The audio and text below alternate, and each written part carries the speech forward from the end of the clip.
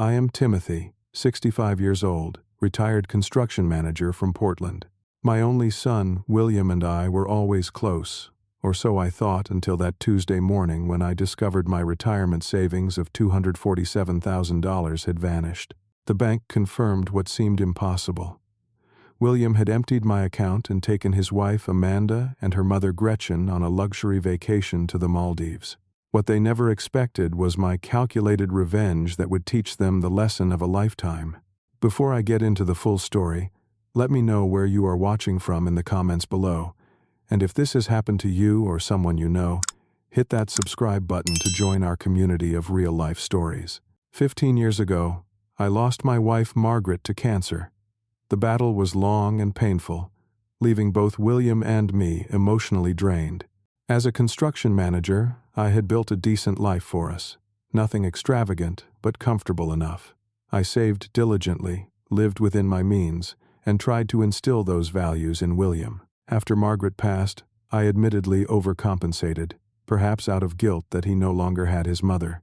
William was always a bright kid, quick with numbers, charismatic, and ambitious. But there was an undercurrent of entitlement that I recognized but chose to ignore.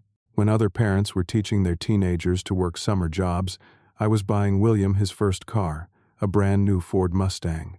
When college applications came around, I encouraged him to apply anywhere he wanted, promising to foot the bill regardless of cost. He chose an expensive private university in Boston. 4 years and $150,000 later, he had his business degree. When he announced he wanted to go to law school, I dipped deeper into my savings. Another $170,000 for 3 years at a prestigious institution. I remember the pride at his graduation, watching him in his cap and gown, thinking all the sacrifice was worth it. His early career was promising.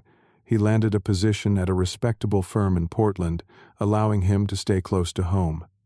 Even then, I continued supporting him financially. I helped with the deposit on his first apartment, bought him professional attire, and paid for his bar exam prep courses. My friends, Frank and Harold, often questioned why a young professional with a good salary needed so much support. I always defended William, saying I just wanted to give him the head start I never had. Then Amanda entered the picture. She was striking. I will give her that. Long auburn hair, always impeccably dressed, with a way of commanding attention when she entered a room. William was smitten from their first date. Within 6 months, they were engaged, and I started seeing changes in my son. The first time I met Amanda, she spent more time looking at her phone than engaging in conversation. When I mentioned my construction background, her eyes glazed over. Later, I overheard her telling William she thought I was a bit of a simpleton. William defended me, but not strongly enough. Amanda came from money. Her father owned a chain of car dealerships across the Northwest, and she had never worked a day in her life. Shopping was her hobby, and status her religion. Her wardrobe probably cost more than my annual salary during my working years. Then there was Gretchen, her mother. After meeting her, I understood where Amanda got her values. Gretchen had been divorced 3 times, each husband wealthier than the last. She was judgmental about everything in my home, from the modest furniture to the family photos I cherished. Once, she not so subtly suggested that William could do better than living so close to his middle-class father. The wedding was extravagant. I contributed $50,000, nearly emptying my savings account at the time. Amanda and Gretchen had wanted something even more lavish, but William convinced them my contribution was generous. The celebration featured ice sculptures, a 7-tier cake, and party favors that cost more than what some people spend on groceries in a month. After marriage, William changed more dramatically. Our weekly dinners became monthly, then quarterly. When we did get together, he constantly checked the time or took calls from Amanda. His language shifted too. Suddenly, places I had frequented for years were too lowbrow. The diner, where we had breakfast every Sunday after his mom died, was now gauche. The camping trips we loved were replaced by resorts and cruise ships. Family gatherings became increasingly uncomfortable. 2 Thanksgivings ago, I hosted at my house. Amanda spent the entire meal pointing out things that needed upgrading. Gretchen actually brought her own silverware, claiming mine probably had bacteria. William sat silently, occasionally giving me apologetic glances but never intervening. Despite these changes, I continued my generosity. When they decided to buy a house, I contributed $75,000 for the down payment. I never expected to be paid back. It was a gift, an investment in their future, in the family I hoped they would start. Last Christmas was particularly painful. I had prepared a special dinner, even hiring a professional cleaner to make sure the house was spotless, knowing how particular Amanda and Gretchen were. I overheard them in the kitchen, Gretchen saying, "William married below his station by connecting to such a lower middle-class family." Amanda laughed and replied, "At least his father is generous with his retirement fund. They better hope I never need a nursing home." Even with this growing rift, I never could have imagined what was brewing beneath the surface. William had started dropping hints about financial pressure. His firm had experienced cutbacks, and while he kept his job, the expected partnership was delayed. Meanwhile, Amanda continued spending as if nothing had changed.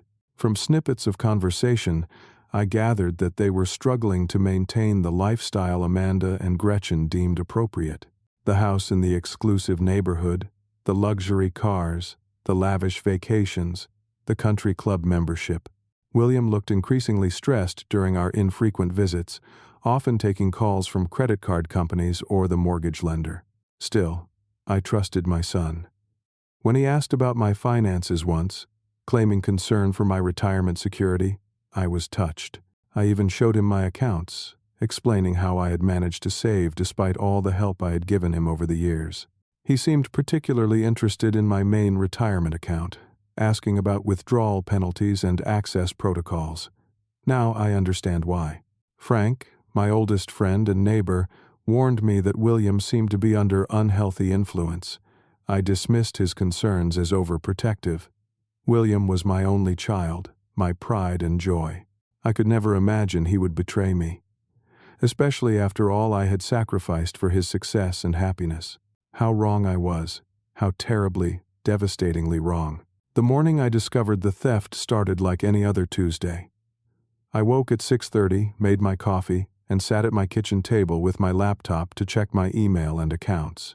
This had been my routine since retirement 3 years ago. I liked starting my day with a clear picture of my finances. When I logged into my main retirement account, my heart nearly stopped. The balance, which should have shown $247,000 and some change, read $512. At first, I thought it was a technical error, the website glitching. I refreshed the page several times, each attempt confirming the horrible truth. With shaking hands, I called the bank. The customer service representative asked security questions, then pulled up my account history. Her voice was professional but concerned, as she told me that a transfer had been made 3 days prior, on Saturday morning at 8:15. The entire balance, minus the minimum required to keep the account open, had been moved to another account. When I asked whose account, her answer knocked the wind out of me. "William Garner, your son," she said.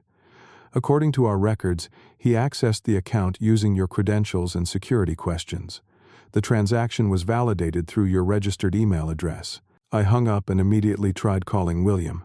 The call went straight to voicemail. I tried again, then again, leaving increasingly desperate messages. I called their home phone, no answer.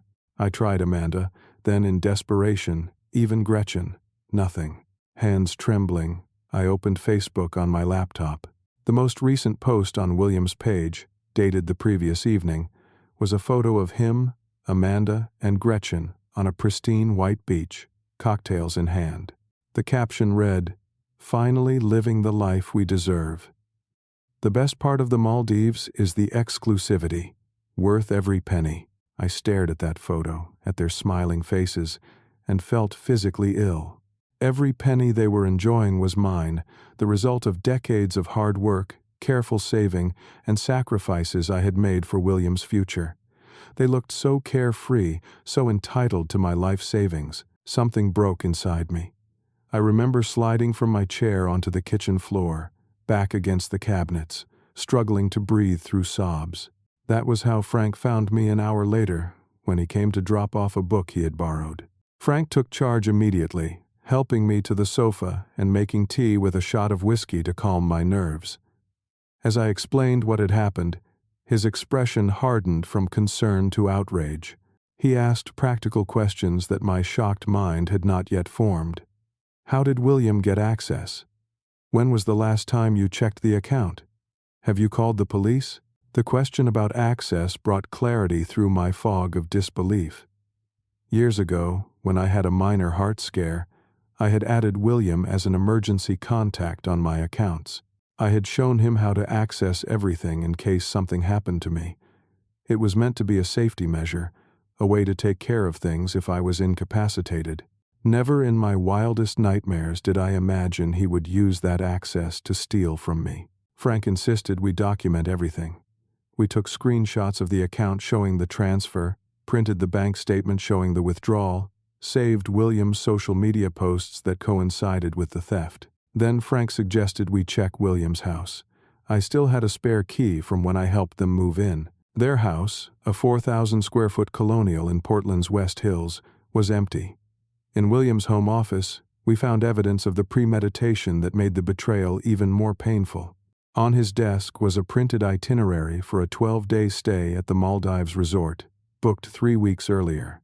A shopping list in Amanda's handwriting detailed thousands of dollars of new clothes and accessories specifically for the trip. Most damning was a slip of paper with my account number and the exact balance, down to the penny, with the figure circled and a note in William's handwriting saying, "Withdrawal date April 12." They had planned this theft for weeks, calculating exactly how much they could take from me. That night was one of the worst of my life, second only to losing Margaret. I couldn't eat, couldn't sleep. Every time I closed my eyes, I saw the image of them on that beach, laughing, spending the money I had worked my entire life to save. My chest hurt with a physical pain that made me wonder if I was having the heart attack I had feared years earlier. The next morning, Frank brought his friend Jeff, an attorney specializing in elder financial abuse. I had never considered myself an elder needing protection, but Jeff explained that what William had done was theft, pure and simple. The family relationship did not make it legal or ethical. He said I needed to make a decision. We could immediately file a police report and press charges, or we could try to handle it privately first. The former would likely result in William's arrest upon return to the U.S.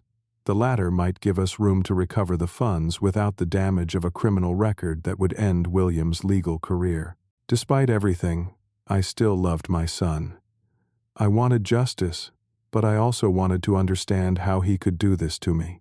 I wanted a chance for him to make it right before I took steps that would permanently alter his life. So I chose the second option, at least initially. That decision would lead to a form of justice more fitting than I could have initially imagined. With Frank by my side, I began investigating the full extent of William and Amanda's financial situation, trying to understand what could drive my son to steal from his own father. Frank had worked in banking before retirement and knew how to piece together the puzzle of their finances. We started by collecting all the mail from their house, which included several overdue notices from credit card companies. Using the account numbers on these statements, Frank helped me call each company, posing as William to get current balances. What we discovered was staggering. William and Amanda had accumulated over $120,000 in credit card debt spread across 8 different cards. The mortgage statement revealed they were 2 months behind on payments for their $750,000 home. A note from the lender indicated they were at risk of starting the foreclosure process if the situation wasn't remedied immediately. Their financial house of cards was on the verge of collapse, and apparently, my retirement savings had looked like the easiest solution. Back at William's home office, I found more evidence of their planning. His calendar showed a meeting with a travel agent 6 weeks earlier, marked urgent. In his email, which he had remained logged into on his desktop computer, I found correspondence with the agent dating back 8 weeks. The initial inquiry specified interest in the most exclusive resort in the Maldives, with particular emphasis on privacy and luxury accommodations. Amanda's emails to the same agent requested information about shopping opportunities, spa treatments, and private dining experiences. The total quoted for the trip was just over $83,000 for the three of them, including first-class airfare. The booking had been confirmed and paid for 3 weeks prior to their departure, which coincided exactly with the time they had stopped answering my calls regularly. Social media provided another window into their mindset. Amanda's private Instagram account, still accessible via William's computer, was filled with complaints about having to cut back, having to say no to things she wanted, and feeling embarrassed among her friends. One post particularly struck me. Sometimes I look at our life and wonder how William failed so badly when his career started so promisingly. All my friends from college, married men who provide them the lifestyle they deserve. Texts between William and Gretchen revealed her role as an instigator. In one exchange from 2 months ago, she wrote, "Amanda is absolutely miserable. Is this really the life you promised her? My daughter deserves better than counting pennies and making excuses to her friends. You need to step up, William. Find a solution." William's response was telling, "I'm trying everything, Gretchen. The firm isn't promoting anyone this year. The market is tough." Her reply made my blood boil. "Your father has plenty. He's just one old man. What's he going to do with all that money anyway? He always said he wanted to help you succeed." The browser history on William's computer showed searches for phrases like how to transfer large sums without detection and legal consequences of accessing family members' accounts. He had visited my bank's website repeatedly, practicing the login process, studying the transfer limits and procedures. Even more shocking were emails to a real estate agent in Florida about beachfront properties. They had been planning to use my money not just for the vacation, but potentially for a move across the country where they thought I couldn't find them or hold them accountable. The deeper I dug, the clearer the picture became. William had lost a significant amount in bad investments he had never told me about. Rather than adjusting their lifestyle to match their actual income, they had been financing their appearances through mounting debt. Amanda had apparently threatened to leave him if he couldn't maintain the standard of living her friends enjoyed. One text from Amanda to William cut especially deep. "Your father has been helping us our entire marriage. What's the difference if he helps us now? He'll never notice the money is gone until it's too late anyway. He doesn't even travel or buy anything nice. That money is just sitting there while we struggle." My son's response, "I don't know, Amanda. Taking his money without asking crosses a line." Her reply, "What line? The line between us having the life we deserve and being miserable? The line between me staying or leaving? You decide where your loyalty lies, William." 3 days later, the transfer from my account was made. The systematic investigation of their finances revealed they had been living beyond their means for years. The luxury cars were leased with balloon payments coming due. The country club membership was 3 months in arrears. Amanda's shopping habit had spiraled completely out of control, with packages arriving daily for items they clearly couldn't afford. I found a hidden file on William's computer containing a spreadsheet of everything they owed, totaling nearly $400,000 in debt beyond their underwater mortgage. Next to it was my account balance, with a notation, "Solution." Frank sat with me as I processed all this information. He had been my friend for over 30 years and had watched William grow up. The betrayal felt personal to him too. "What will you do now?" he asked as we sat in my living room reviewing everything we had found. I looked at the evidence spread across my coffee table. The documents telling the story of my son's moral failure, my daughter-in-law's materialistic manipulation, and my own blindness to their true characters. "I think it's time they learned about consequences," I said, reaching for my phone. The next morning, I met with Jeff, the attorney Frank had introduced me to. With the evidence we had gathered, he confirmed my legal position was strong. What William had done constituted elder financial abuse and theft, regardless of our family relationship. "I want to handle this my way first," I told Jeff. "But I need to know my options if that doesn't work." Jeff explained that I could file criminal charges, which could result in felony charges against William. Alternatively, I could pursue civil action to recover the funds. Either way, William's legal career would likely be over if the case became public. Before you make any decisions, document everything, Jeff advised. Create a timeline with exact dates and times. Mark when the money was taken, when each piece of evidence was created. The more organized your case, the stronger your position, whether you go to the authorities or confront William directly. Over the next 2 days, Frank helped me create a detailed chronology. We started 8 weeks prior with William's first meeting with the travel agent and ended with the most recent social media posts from the Maldives.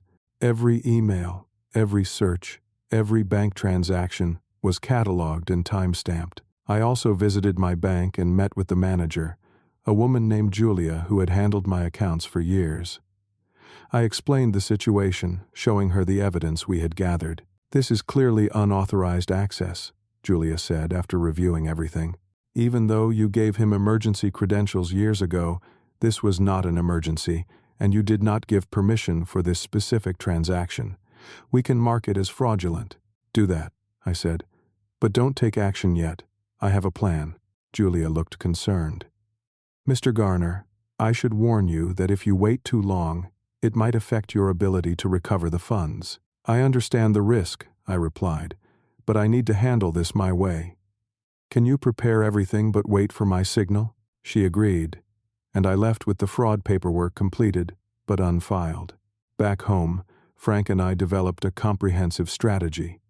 Frank called it Operation Wake Up Call.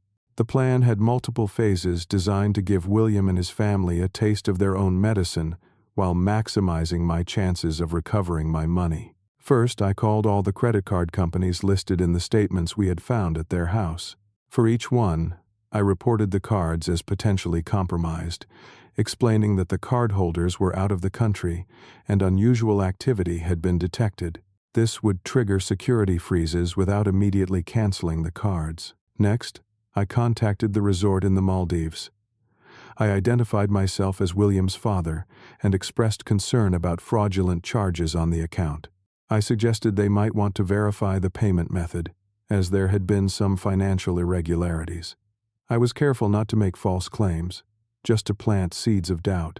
I also called William's law firm and spoke with his assistant. I explained that William had a family emergency and might need extended leave. This would prepare the ground for his inevitable absence when he returned to deal with the mess awaiting him. What many people don't know about me is that I had always maintained separate accounts that William knew nothing about. Margaret and I had set them up years ago, and I had continued the practice after her death. These hidden assets would prove crucial in the coming days. I set up monitoring on all of William's accounts that I had access to, ensuring I would know immediately if they attempted any further financial moves. Then I prepared my home for the confrontation I knew would come. I installed a small security camera in my living room, with Frank's help. I wanted a record of whatever happened when they returned. The hardest part was deciding how long to let them enjoy their stolen vacation before taking action. Too soon, and they might find a way to access other funds or avoid coming home. Too late, and they might spend more of my money. 3 days, I decided. 3 days of false security. 3 days to dig their hole deeper. 3 days to believe they had gotten away with it. Those 3 days were difficult. I meditated, something Margaret had taught me during her illness. I talked with Frank daily, sometimes hourly. I questioned whether I was doing the right thing, whether there was still some innocent explanation I had missed. But every time doubt crept in, I would look at the evidence, at the calculated way they had planned to steal my life savings, at the contempt they had shown in their messages about me. This wasn't a momentary lapse in judgment. This was premeditated theft from someone who had given them everything. I wasn't seeking vengeance in the traditional sense. I wanted justice. I wanted accountability. Most of all, I wanted my son to recognize what he had done and make amends, not just financially but morally. The night before I planned to implement the final phase, Frank asked me, "Are you sure you want to do this? It could permanently damage your relationship with William." I looked at my oldest friend and said, "The William I raised would never have done this. Either that person is still in there, in which case this might save him, or he's gone completely, in which case there's no relationship left to damage. With that resolution, I finalized my timeline. The next morning, exactly 3 days after I discovered the theft, Operation Wake Up Call would begin. Day 1 of my plan began at exactly 9 a.m. the moment my bank opened. I called Julia and gave her the green light to file the fraud report we had prepared. Within minutes, the mechanisms of financial security began working in my favor. The fraud alert triggered an automatic freeze on all accounts connected to the compromised one, including William's personal accounts at the same bank. Any cards linked to those accounts would immediately stop working. Additionally, the bank initiated the process to reverse the fraudulent transfer, though Julia warned me it might take days or weeks to complete. Next, I called the credit card companies again, this time escalating the suspected fraud reports I had filed earlier. One by one, they canceled the cards rather than just freezing them. New cards would be issued, but they would be sent to the home address, not to the resort in the Maldives. At 11:30, I received an email confirmation from the bank that the fraud investigation had officially begun. They had reached out to the receiving bank, which would trigger notifications to the account holder. William would soon know something was wrong.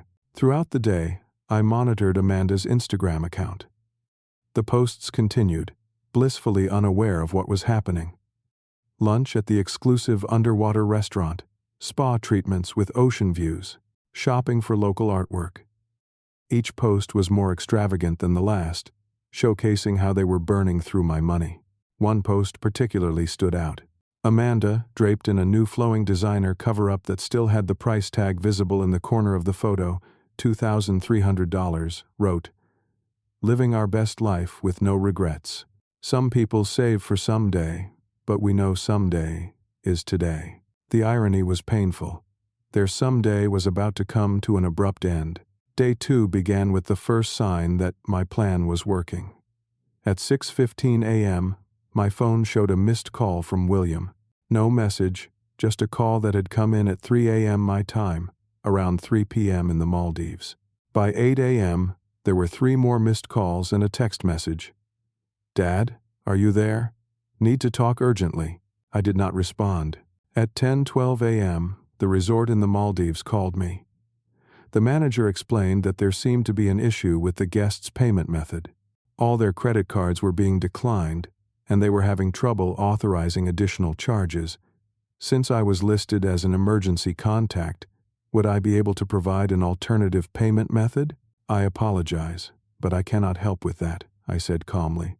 "Perhaps they can arrange for a wire transfer from their other accounts." The manager seemed uncomfortable but thanked me and ended the call. By noon, William's texts had become frantic. "Dad, something's wrong with all our cards. Can't reach the bank. Please call as soon as possible." Amanda's Instagram had gone silent. No more posts about their luxury vacation. Instead, I received a notification that William had tried to log into my main email account, likely looking for a way to stop whatever was happening. Fortunately, I had changed all my passwords immediately after discovering the theft. Around 2 p.m., I received an automated notification from the bank that a wire transfer had been attempted from William's now frozen account and had been denied. The walls were closing in on them. By evening, William had left 12 voicemails, each more desperate than the last. In the final one, his voice cracked as he said, "Dad, I don't know what's happening. We're stuck here. The hotel is threatening to call the authorities if we don't pay. Please, if you get this, call me back." I slept surprisingly well that night, knowing day 3 would bring everything to a head. The next morning, day 3, I woke to 37 missed calls and a string of increasingly panicked texts. The most recent one, sent at 4 a.m. my time, simply said, "We know. Please. Help." They knew. They had figured out that this wasn't a coincidence or a banking error. They understood that I had discovered their theft and was responding in kind. At exactly 9 a.m., my phone rang again. William's name flashed on the screen. This time, I answered. "Hello, William," I said, my voice steady and calm. The line was silent for a moment. Then, "Dad?" His voice sounded small, nothing like the confident attorney I knew. "What did you do?" "The bank says there's a fraud investigation. Our cards aren't working. The hotel is kicking us out today if we don't pay. I'm going to be arrested in a foreign country. I know exactly what's happening, William, I replied. The question is, do you? Another pause, longer this time. Then, quietly, you know, yes, I know everything. I know how you planned this for weeks. I know how you searched for ways to steal my money without getting caught. I know about the debt, the threats from Amanda, Gretchen's encouragement. I know it all, William. Dad, I can explain, he started, but I cut him off. No explanations yet. Right now, you need to listen carefully. I've documented everything. The unauthorized access to my accounts, the transfer, your search history, the emails, the texts, all of it. I have enough to press criminal charges that would end your career and possibly send you to prison. What are you going to do? He asked, his voice trembling. That depends on you, I said. Here's what's going to happen. You're coming home immediately, all three of you. I've booked economy tickets back to Portland. The confirmation is in your email. When you arrive, we're going to have a conversation about consequences and restitution. Dad, I hate you for this, he suddenly shouted, anger replacing fear. How could you leave us stranded like this? We could be arrested. The irony of his statement hit me like a physical blow. How could I? How could he steal my life savings and then claim to be the victim? My voice remained calm as I replied, No, William, I didn't strand you. You stranded yourself when you decided to steal from me. These are the consequences of your actions, not mine. You have a choice now. Come home and face this like an adult, or stay there and face the Maldivian authorities. Your choice. The line was silent again, except for what sounded like muffled sobs. Finally, he whispered, We'll come home, but this isn't over. You're right about that, I agreed. It's just beginning. 3 days later, I stood in the international arrivals area of Portland International Airport, waiting. Frank had offered to come with me, but this was something I needed to do alone. The flight from the Maldives, connecting through Dubai and Los Angeles, had been long. I imagined their economy seats felt particularly uncomfortable after the luxury they had briefly enjoyed. When they finally emerged through the security doors, the change in their appearance was striking. William, normally impeccably groomed, had several days of stubble and hollow eyes. His designer clothes were rumpled from the long flight. Amanda, without her usual perfect makeup and hairstyling, looked older and tired. Gretchen walked slightly behind them, her face set in a rigid mask of anger. None of them spoke as they approached me. I simply nodded and said, The car is this way. The drive back to my house was silent and tense. William stared out the window, avoiding eye contact. Amanda checked her phone repeatedly, though I doubted anyone was messaging her. Gretchen sat with arms crossed, occasionally sighing dramatically as if she were the wronged party. When we arrived at my home, I led them into the living room where everything was prepared. On the coffee table lay printed copies of all the evidence, organized chronologically in 3 neat folders. The security camera I had installed was recording discreetly from the bookshelf. Please, sit, I said, gesturing to the sofa. I remained standing. William sank down, looking defeated. Amanda perched on the edge of the cushion, as though afraid to fully commit to being there. Gretchen reluctantly took the armchair, her expression one of disdain. I've had a week to process what you did, I began, my voice steady. I've gone through every emotion imaginable. Shock, disbelief, heartbreak, rage. But now I'm past all that. Now I'm just disappointed. William flinched at the word. I picked up the first folder and opened it. This contains the bank records showing the unauthorized transfer of $247,000 from my retirement account to William's account. It shows the IP address used, the device information, and the confirmation email that was sent. I moved to the second folder. This contains evidence of premeditation, the searches on how to access my account without detection, the vacation bookings made weeks in advance, the correspondence with the travel agent explicitly stating that funds were coming from me but without my knowledge. The third folder was the thickest, and this contains everything else. The text messages between the 3 of you planning this theft. The emails about moving to Florida afterward. The Instagram posts flaunting how you were spending my money. The calculations of exactly how much was in my account down to the penny. William's face had gone pale. Amanda looked like she might be sick. Only Gretchen maintained her defiant posture. You invaded our privacy, Gretchen finally spoke, her voice cold. Those were private messages and emails. You had no right. I turned to her slowly. I had no right?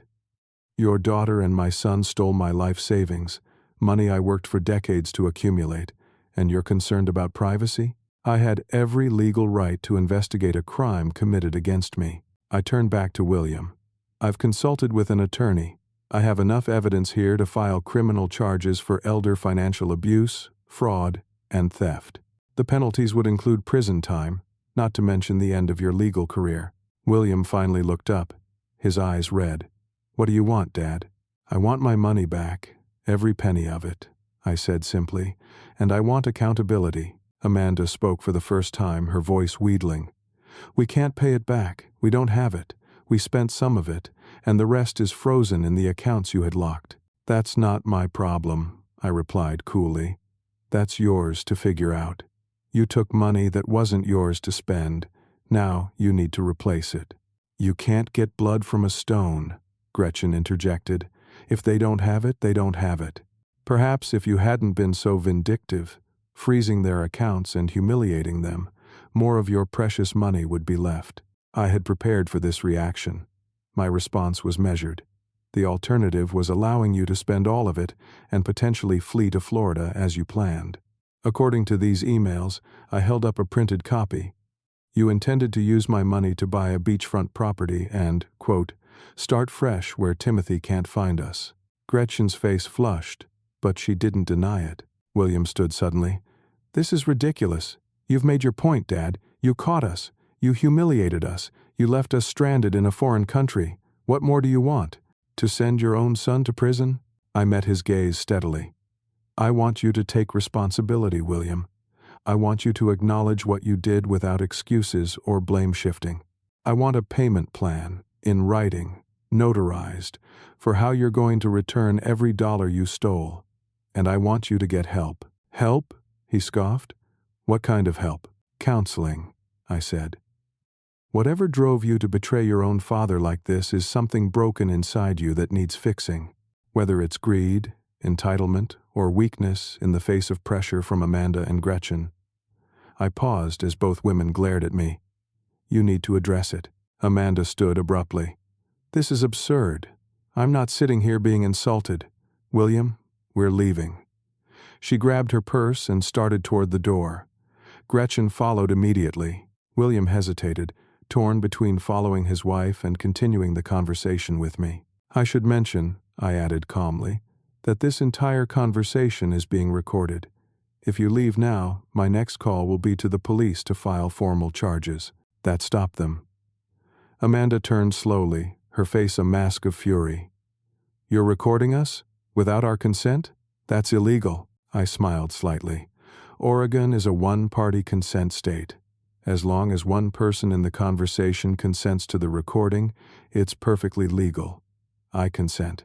And everything you've said so far essentially confirms your knowledge of and participation in the theft. Amanda's expression changed from anger to fear. Gretchen stepped forward, suddenly conciliatory. Surely we can work this out as a family, she said, her tone artificially sweet. There's no need for legal action or recordings. William made a mistake. A serious one, yes, but he's your son. I looked at her steadily. This stopped being just a family matter when you stole nearly $250,000 from me. This is now a legal matter with potential criminal implications. The only question is whether we resolve it privately or through the courts. William finally found his voice again. What exactly do you want us to do, Dad? I laid out my terms clearly. First, a legally binding agreement to repay the full amount with a reasonable payment plan. Second, professional counseling for all three of you to address the issues that led to this situation. Third, complete transparency about your finances going forward until the debt is repaid. And if we agree to this, William asked, then I won't press charges. I said. "You'll have the chance to make this right without criminal records or public humiliation." Amanda laughed bitterly. "You expect us to live under your thumb for years while we pay back money that was probably going to be William's inheritance anyway? No, thank you. I'd rather take my chances in court." She turned to William. "Are you going to stand there and let your father dictate our lives? Choose now, William. Me or him." William looked from Amanda to me, conflict clear on his face. The moment stretched, filled with the weight of his decision. Then something shifted in his expression. A clarity seemed to come over him as he straightened his shoulders. "You know what, Amanda?" he said quietly. "My father is right. What we did was wrong. Deeply, unforgivably wrong. I let you and your mother convince me to betray the one person who has always supported me, always believed in me." Amanda's jaw dropped. Gretchen made a sound of disbelief. William turned to me. "I'll sign whatever agreement you want, Dad. I'll go to counseling. I'll pay back every cent, even if it takes the rest of my life. I'm so sorry." He dropped to the couch, his head in his hands. "I stole from my own father. What kind of person does that make me?" For the first time since discovering the theft, I felt a glimmer of hope. The son I had raised was still in there somewhere. Amanda's face contorted with rage. "You pathetic, spineless excuse for a man.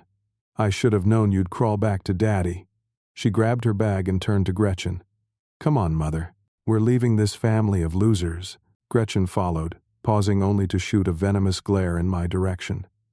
"This isn't over, Timothy." The door slammed behind them, leaving William and me alone in sudden silence. "You just chose a very different path from the one you've been on," I said quietly, sitting down across from him. "It's going to be hard, but it's the right one." William looked up, his face tear-streaked. "I don't expect you to forgive me, Dad. I don't know if I can ever forgive myself." "Forgiveness might come with time," I said, "but trust is earned, not given. You have a long road ahead to rebuild what you've destroyed." He nodded, understanding the magnitude of the damage he had caused, not just to my finances, but to the bond between father and son. "I need to know why, William," I said finally, asking the question that had haunted me for days. "Why did you do it?" William's answer would begin the long, painful process of reconciliation, one that would test both of our capacities for honesty, accountability, and eventually, perhaps, forgiveness. 3 months have passed since that confrontation in my living room. The journey hasn't been easy for any of us, but healing rarely is. William and I meet weekly now, a ritual that has become important for both of us as we rebuild what was broken. The first month was the hardest. William moved out of the house he shared with Amanda and into a modest one-bedroom apartment. The separation was immediate after the airport confrontation. Last I heard, divorce proceedings are underway, with Amanda demanding a settlement William cannot afford. The payment plan we established is strict but fair. William sold the luxury cars and most of the designer items Amanda left behind. The house is on the market, though it will barely cover the mortgage. Every month, a significant portion of his salary goes into a separate account to repay me. So far, he's managed to return almost $30,000. It will take years to repay the full amount, but he hasn't missed a payment. The counseling has been transformative. William goes twice weekly, working through the issues that led him to such a profound betrayal. He's beginning to understand how his fear of Amanda leaving him, combined with a lifetime of financial dependence on me, created the perfect storm. His therapist has helped him recognize patterns of materialism and codependence that shaped his choices. My financial security has gradually improved. The bank was able to recover a portion of the funds that hadn't been spent, about $140,000. Between that and William's payments, I'm in a much better position than I was immediately after the theft. I've also restructured my accounts with additional security measures that even I sometimes find cumbersome, but necessary. Our weekly dinners have evolved from awkward, tension-filled encounters to genuine conversations. Last week, William brought up his childhood for the first time, asking if I thought I had made mistakes in how I raised him. "You gave me everything I asked for and protected me from consequences," he said over the simple pasta dish he had learned to cook. "I never had to work for anything or face real failure." That didn't prepare me for the real world. It was a difficult conversation, but an important one. I acknowledged my role in creating the conditions that made it easier for him to make such a terrible choice. My overcompensation after his mother died, my willingness to bail him out of every financial difficulty, my blind eye to his entitlement. These weren't excuses for his behavior, but they were factors we both needed to recognize. I've found support through this journey as well. Frank remains my most steadfast friend, checking in regularly and offering perspective when I need it. I've also joined a support group for victims of financial exploitation, something I never imagined would be part of my life. The stories I've heard there remind me that betrayal comes in many forms, and healing is possible even after the deepest wounds. William has found a new job at a smaller firm with less pressure and a more ethical focus. The pay is lower, but as he told me recently, I'm learning to live with less and finding I need less than I thought. He's developing real financial literacy for the first time, creating budgets, tracking expenses, understanding the value of saving rather than spending. Last month, William had a final meeting with Amanda. She had been calling and texting incessantly, alternating between threats and attempts at reconciliation. He met her in a public coffee shop, recorded the conversation with her knowledge, and made it clear that the divorce would proceed and that his commitment to repaying me was non-negotiable. She played every card, he told me afterward. Tears, accusations, promises to change. But it all felt empty, manipulative. For the first time, I saw her clearly, without the fog of infatuation or fear.